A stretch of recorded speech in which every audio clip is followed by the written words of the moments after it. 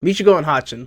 Almost honestly makes a tear come down my face. No sketch artist in the world could capture as cool. Who'd look after Hachin? You don't fool me, Michiko. And do whatever you want whenever.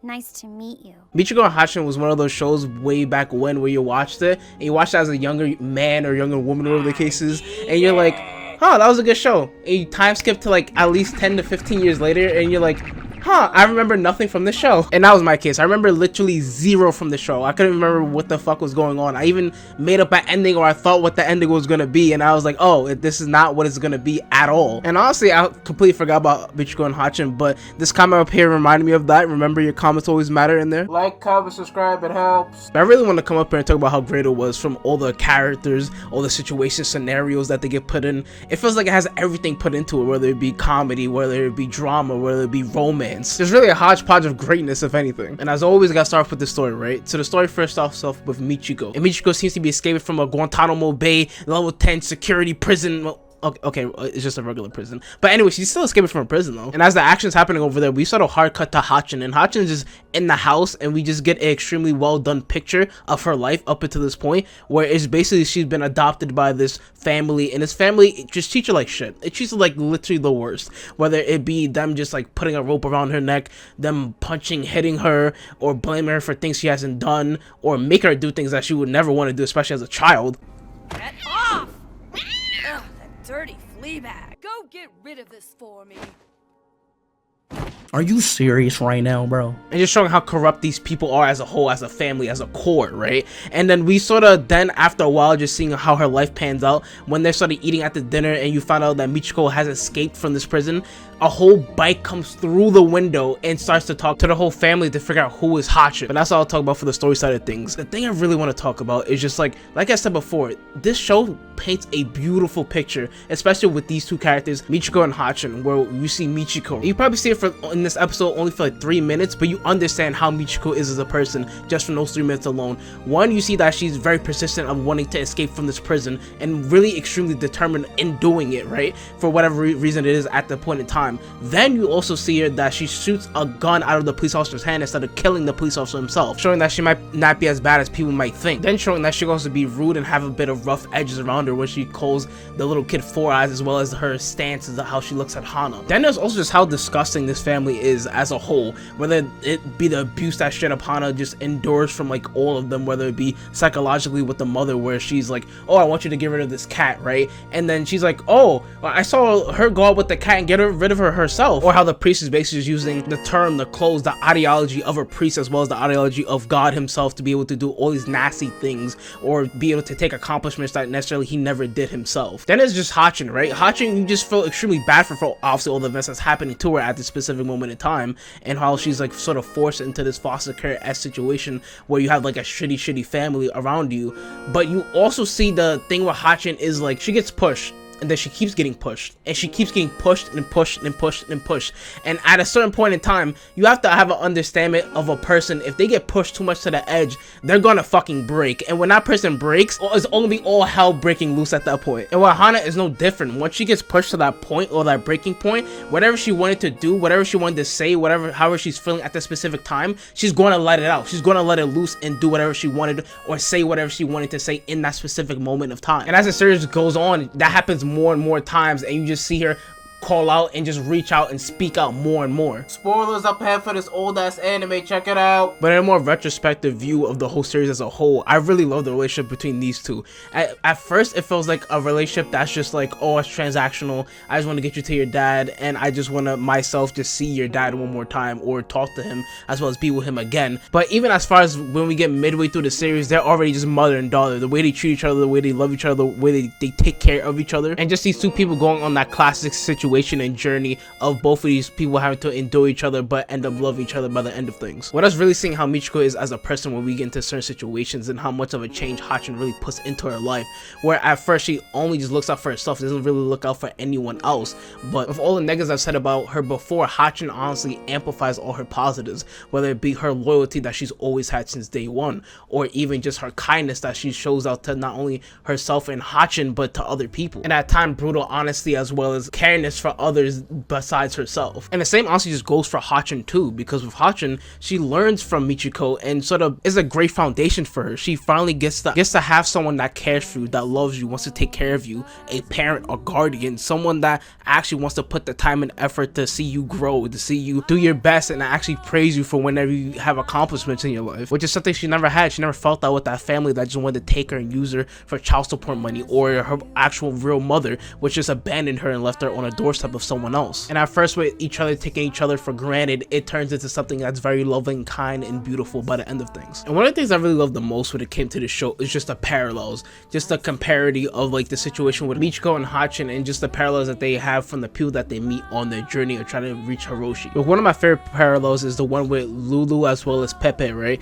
They're literally a complete and utter parallel from both of these characters, from who they are, as especially where we're at in the story. And with these two characters, Pepe as well as Michiko, they're literally the complete and utter opposites. With Pepe, she's been rich before. Michiko's never been rich. With Pepe, she seems very desperate and doesn't really have friends, and she even states that herself. With Michiko, she says she has friends and she's not really as desperate as her. Then with Hachin and Lulu, with Lulu, she's more heavyset.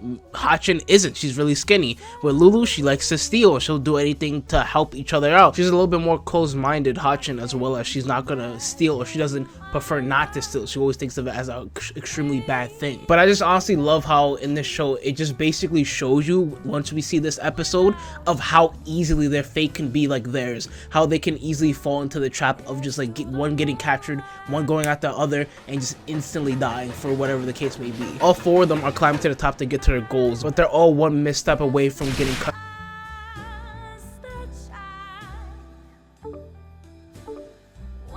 Also, something I really need to get into, at least for like a few seconds, is just the ambiguity, especially when we get to the end of that episode. We still, technically speaking, don't know what happened. We don't know if Lulu or Pepe are still alive, even though we did hear gunshots and we did see guns aimed at them. And it is a bit hopeful or wishful thinking when it comes to their lives. And it happens a few times, and it's done really well when it comes to ambiguity in the show, where certain side characters get shown, and by the end of the episode, we don't really see them, or we don't really have that much by the end of it. And that feels like it's done well. It's not like it feels like it's lazy, or wow, you should do a little bit more with the character. It feels like we had the amount of time we had with them, and we can now just move on. Then there's the romance episode we do have in the show, and it's done masterclass well in my opinion, where words aren't even said for the longest periods of time. And honestly, as a whole episode as a whole, not a lot of words are said, but we do see the eyes, and it being the windows to the soul, like I said before, but sort of just the eyes, and you just see the actions and the movements that are being done to each other. You can tell that they're in love, or they want to do something more than just look at each other or just sit around and do nothing with each other. And we also get a good look into Michiko as well, where you just feel horrible for her. She feels like a hopeless romantic when it comes to the guy that she's trying to see in this episode, who is literally a married man and even outs himself for being a married man, but still wants to pursue this relationship either way, even though this man himself, he's a toxic piece of garbage. He doesn't necessarily care or want anything to do with her. He just wants her body, and by the time he's done with it, he's just gonna go back to his wife and just repeat the process over and over and over again. But the thing with Michiko is she sees the good, and she wants the good to happen so badly for her. She's been through probably so much, whether it been her in the foster care system herself, or just the experiences that she's went through life all the way up to this point. She just wants to have hope and wants to have a feeling of not only happiness but being wanted. And this sort of leads me into the next thing, which is just the Hiroshi concept, is what I will call it for now, right? The Hiroshi concept is something that I made up in this show, where people talk so greatly about Hiroshi. They want to see Hiroshi, whether it be Michiko wanting to see her lover, Hachin from wanting to see her dad, Sotaro for wanting to see one of his best friends, and they all speak so positively of him. The experience that they all had with him was never negative. With the idea of Hiroshi feels borderline fairy tale-ish, and then the concept of them going to try to find him feels like a fairy tale of trying to find him and making the assumption that you're going to be happy once you do inherently find him. And what this quote really just best describes Hachin when it comes to this journey: don't believe anything anyone tells you. You have to evaluate the world with your own eyes. Marjorni Solona. But not only does Hachin not really believe that he's probably this great of a guy, even though everyone is necessarily saying it, but as a viewer, from all the actions that you've seen him do up until this point, you should have an understanding of like, this guy is not as great as probably everyone is making him out to be, because look at the actions he's done. He's abandoned Michiko, he's abandoned Hana, he's abandoned Hana's mother. It seems to have like a running theme of running out or walking out of like anyone. But when we finally get to the chance where we meet and see him, he's a complete piece of shit. There's no way out of this one. You're done. Because not only did he already walk out on both of these women in their lives, as well as another woman previously, and him just not only stealing from other people, by the time they get to the end of it and see him, when they finally meet each other and they sort of have this conversation as well as an agreement that not only would be Hiroshi as well as Hachin just go ahead and leave the country so they can be safe and have a new life, but before she knew it, he already abandoned her and went for another woman again. And just sad to say, when all the fairy tale bullshit is out of the window and it's gone, the harsh reality is that, one, he's completely nomadic. He keeps moving on. He doesn't stay in one place for too long. No matter if you've been with him since you were kids or if you've been lovers for long periods of time, he doesn't inherently care. And funny enough, he's actually the one that's living in a fairy tale-esque situation. He doesn't want to live in reality itself. He thinks that he can just keep walking out on people and it'll be okay. He thinks that he doesn't have to take care or have responsibilities for anything in his life. And he thinks he can do necessarily anything he wants, whether it be with any woman, steal from people, and just continue to survive and go on his own as things are. And having it sort of come to me that this guy is sort of like a go with the flow type of person in the worst ways humanly fucking possible. Knowing is not enough, we must apply. Willing is not enough, we must do. Bruce Lee. That really applies mostly to Asuko. Asuko is the character necessarily that's following Michiko and Hachin this whole time, because Michiko escaped the prison and one of her friends from when she was a kid is trying to capture her and get her back into prison. And with Asuko, every single time she gets close to her goal of capturing Michiko, she doesn't pull the trigger. She doesn't end up capturing her. She always sits there and starts to like freeze up. And she does this so many times, as well as also doing something else that was really bad, that she gets put into a place where necessarily she has to wait and sit there until she's necessarily ready to go back and actually go at it and capture her. When she thinks she's ready, she tries to do it again, but she ends up doing the same thing over and over and over again. But she instead has another realization that she should necessarily attempt to help her. She helps her like 3 separate times. One, where Hachin wants to actually go ahead and try to meet this superstar, she helps her. 2, when she helps Michiko on the train and she actually gives her a way out. She says, you can just flee the country, I'll take care of the kid.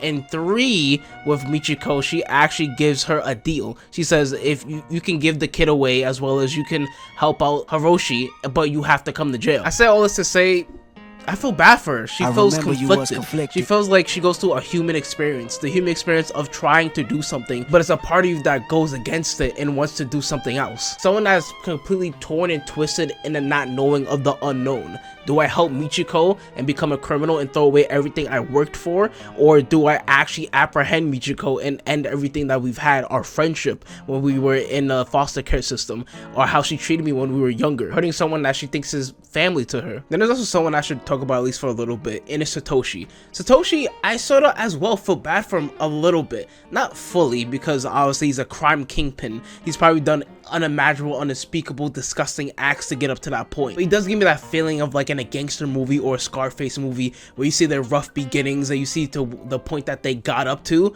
and you sort of just inherently feel bad for them for being a victim of the streets itself, as well as sort of continuing that victim, or sorry, I said victim, that cycle necessarily that comes with every single person that becomes a part of the streets, right? And that cycle either is like, okay, you go to jail, that's 1. 2, you die in the streets by somebody, that's 2. Or 3, which is the ultimate rarity in my opinion at least, is that you actually walk away from what you're doing and you have a happy life, which not a lot of people can say they have. And sadly, Satoshi falls under. What really like sort of made me feel a little, at least a tiny bit sad for him, is when he did inherently take a bullet and was taking care of Hachin for a point in time. And this is where that ambiguity sort of comes into play, which I was talking about earlier, is that you don't really get a reason. He never tells you why, or he never expresses why I'm helping her. He just straight up helps her. You can make an educated guess that Hatchin reminds him of Hiroshi, or he just wanted to do one final good act before he meets his maker, but he still does it regardless. Then I also feel bad for him is because he sort of falls under that spell as well, where he sort of talks about Hiroshi, he talks about how great he was necessarily, but at the end of the day, he still even abandoned him, his lifelong friend that he's been with for such a long time, showing that even the underground kingpin or this cold-hearted man that he sort of placed himself to be actually has feelings, actually cares for someone that he's been with for such a long time. But yeah, this is a really good watch. I'm really happy that you suggest this to me. I thank you again for suggesting this and also for commenting. I'm going to take one more suggestion. I'll probably do it for the next video, and then other than that, I'll probably just do a couple things I think I have planned, or maybe I'll try to plan something out if I don't have everything by then. But I want to thank you guys all for watching. Thank you guys for liking, commenting, subscribing, and I'll see you guys in the next one. Goodbye.